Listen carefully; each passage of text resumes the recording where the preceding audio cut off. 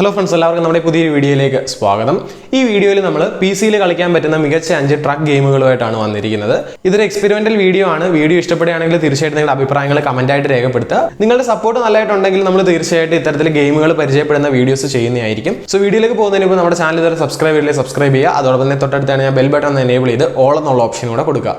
So നമുക്ക് നേരെ വീഡിയോയിലേക്ക് പോകാം.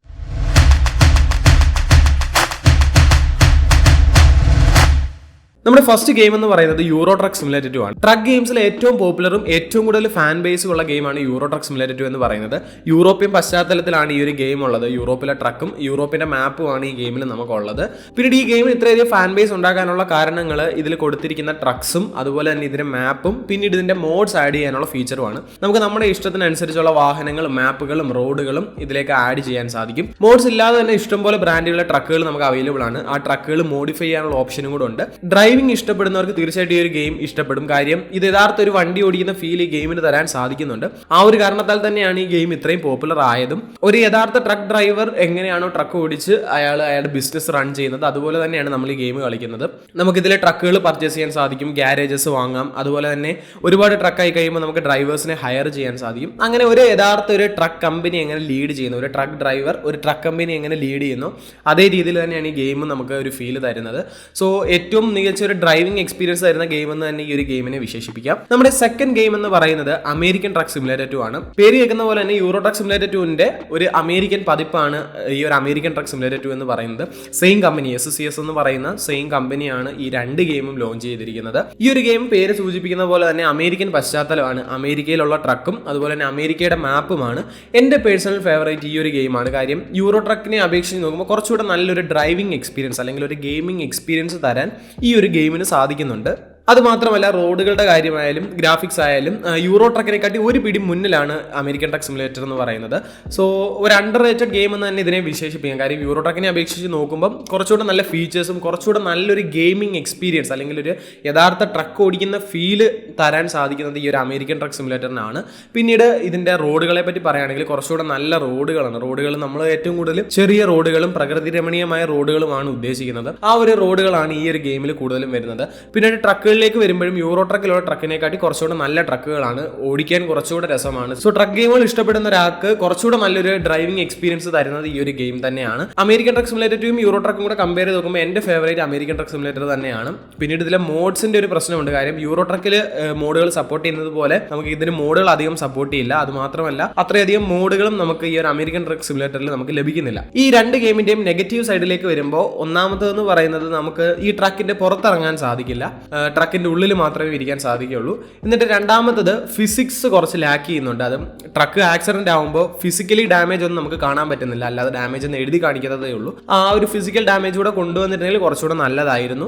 അത് മാത്രമല്ല ഈ ഒരു ട്രക്ക് ഡ്രൈവർ നമ്മൾ വെളിയിൽ നിന്ന് നോക്കുന്ന സമയത്ത് ജസ്റ്റ് ഒരാൾ സ്റ്റിയറിംഗിൽ തിരിക്കുന്നു, ആ ഒരു ഇത് മാത്രമേ ഉള്ളൂ. ഗിയർ ഷിഫ്റ്റ് ചെയ്യുന്നതോ അല്ലെങ്കിൽ ഒരു ഫിസിക്കൽ മൂവ്മെന്റ് കൊണ്ടുവരാൻ അവർക്ക് സാധിച്ചിട്ടില്ല. ഇവയൊക്കെയാണ് ഈ ഗെയിമിന്റെ ഒരു നെഗറ്റീവ് എന്ന് പറയുന്നത്. പക്ഷേ ഗെയിമേഴ്സിനെ സംബന്ധിച്ച് ഈ കാര്യങ്ങളൊന്നും അവരെ ബാധിക്കുന്ന കാര്യമല്ല. നല്ലൊരു ഗെയിമിംഗ് എക്സ്പീരിയൻസ് തന്നെയാണ് ഈ രണ്ട് ഗെയിമുകളും തരുന്നത്. സോ നിങ്ങൾ യൂറോ ട്രക്ക് ഇഷ്ടമുള്ളവരാണെങ്കിൽ തീർച്ചയായിട്ടും അമേരിക്കൻ ട്രക്ക് സിമുലേറ്ററും കൂടെ നിങ്ങൾ ട്രൈ ചെയ്ത് നോക്കുക. ഒരു പക്ഷേ യൂറോ ട്രക്ക് സിമുലേറ്റർ 2നെക്കാളും നിങ്ങൾക്ക് ഇഷ്ടപ്പെടുന്നത് അമേരിക്കൻ ട്രക്ക് സിമുലേറ്റർ ആയിരിക്കും. സോ തീർച്ചയായിട്ടും ട്രൈ ചെയ്ത് നോക്കുക. നമ്മുടെ മൂന്നാമത്തെ ഗെയിം എന്ന് പറയുന്നത് ഒരു ഓഫ് റോഡിംഗ് ട്രക്ക് ഗെയിമാണ്. സ്പിൻ ടയേഴ്സ് മഡ്റണ്ണർ എന്നാണ് ഈ ഗെയിമിന്റെ പേര്. ഞാൻ കണ്ടതിൽ വെച്ച് ഏറ്റവും നല്ല ഓഫ് റോഡ് ട്രക്ക് ഗെയിമാണ് ഈ ഒരു മഡ്റണ്ണർ എന്ന് പറയുന്നത്.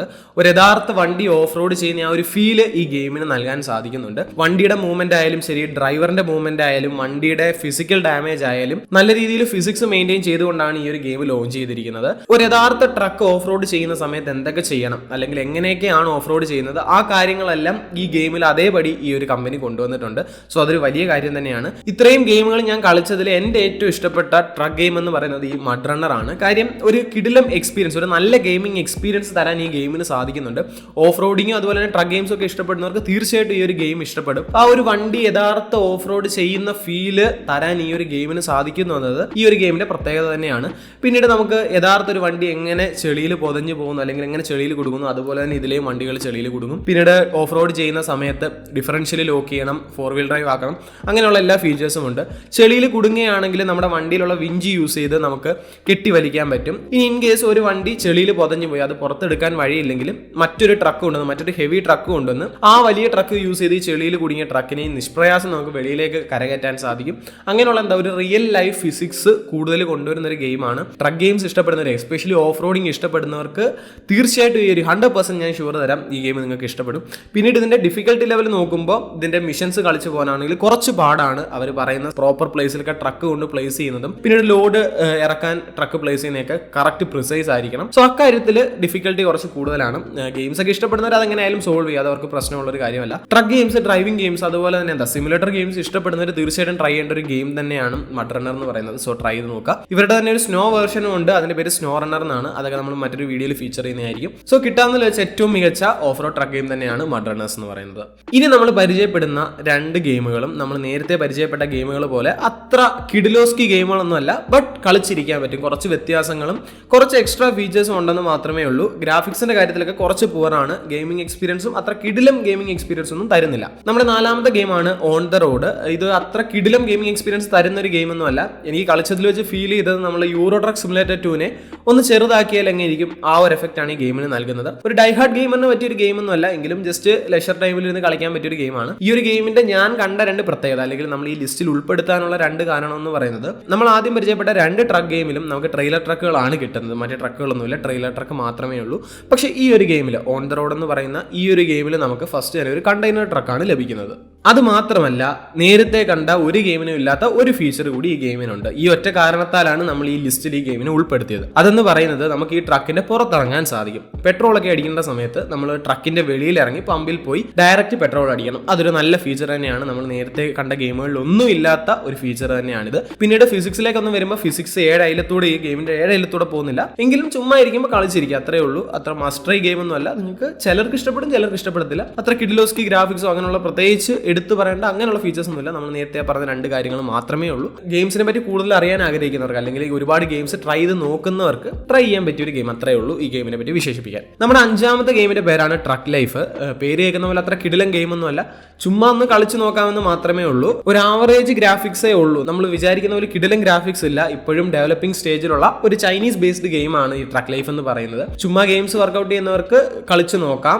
ഈ ഒരു ഗെയിം നമ്മൾ ഇതിലേക്ക് ചൂസ് ചെയ്യാനുണ്ടായ കാരണം എന്ന് പറയുന്നത്, ഇതിലുള്ള ട്രക്കും വെറൈറ്റി ലോഡുകളും, അല്ലെങ്കിൽ നമ്മൾ ട്രക്കിൽ ക്യാരി ചെയ്യുന്ന വെറൈറ്റി ലോഡുകളും കാരണമാണ് നമ്മൾ ഈ ഗെയിം ഇവിടെ ചൂസ് ചെയ്തത്. നമുക്ക് ഇതിൽ പിക്കപ്പ് മുതലുള്ള ട്രക്കുകൾ കിട്ടുന്നുണ്ട്. നമ്മൾ നേരത്തെ പരിചയപ്പെട്ട ഗെയിമുകളിലൊന്നും, സിമുലേറ്റർ ഗെയിംസിലൊന്നും നമുക്ക് പിക്കപ്പോ അല്ലെങ്കിൽ അങ്ങനെയുള്ള ചെറിയ ചെറിയ വാഹനങ്ങളൊന്നും കിട്ടുന്നില്ലായിരുന്നു. പക്ഷേ ഈ ഒരു ഗെയിമിൽ നമുക്ക് ആദ്യം തുടങ്ങുമ്പോൾ തന്നെ പിക്കപ്പാണ് കിട്ടുന്നത്. പിന്നീട് കുറച്ചുകൂടെ വെറൈറ്റി ഉള്ള ലോഡുകളാണ് നമുക്ക് ഇവിടെ ഉള്ളത്.